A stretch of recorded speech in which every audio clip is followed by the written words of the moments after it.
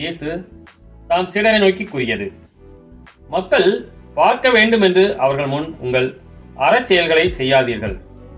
இதை குறித்து நீங்கள் எச்சரிக்கையாய் இருங்கள்.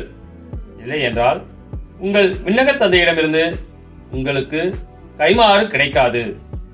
நீங்கள் தர்மம் செய்யும் போது உங்களை பற்றி தம்பட்டம் அடிக்காதீர்கள்.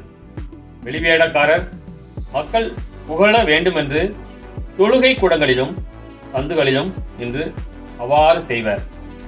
அவர்கள் தங்களுக்குரிய கைமாறு பெற்றுவிட்டார்கள் என உறுதியாக உங்களுக்கு சொல்கிறேன். நீங்கள் தர்மம் செய்யும் போது உங்கள் வழக்கை செய்வது இடக்கைக்கு தெரியாதிருக்கட்டும். அப்பொழுது நீங்கள் செய்யும் தர்மம் மறைவாய் இருக்கும்.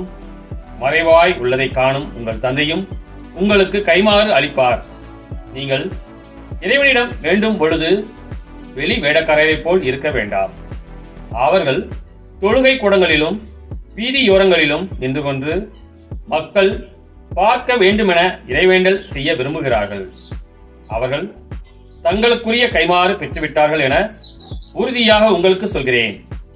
ஆனால் நீங்கள் இறைவனிடம் வேண்டும் பொழுது உங்கள் உள்ளறைக்கு சென்று கதவை அடைத்துக் கொண்டு மறைவாய் உள்ள உங்கள் தந்தையை நோக்கி வேண்டுங்கள். மறைவாய் உள்ளதை காணும் உங்கள் தந்தையும் உங்களுக்கு கைமாறு அளிப்பார். மேலும் நீங்கள் நோன்பு இருக்கும்போது வெளி வேடக்காரரை போல முகவாட்டமாய் இருக்க வேண்டாம். தாங்கள் நோன்பு இருப்பதை மக்கள் பார்க்க வேண்டுமென்றே அவர்கள் தங்கள் முகங்களை விகாரப்படுத்திக் கொள்கிறார்கள்.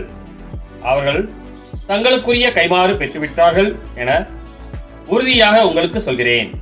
நீங்கள் நோன்பு இருக்கும்போது உங்கள் தலையில் எண்ணெய் தேய்த்து முகத்தை கழுவுங்கள். அப்பொழுது நீங்கள் நோன்பு இருப்பது மனிதருக்கு தெரியாது. மாறாக மறைவாய் இருக்கிற உங்கள் தந்தைக்கு மட்டும் தெரியும்.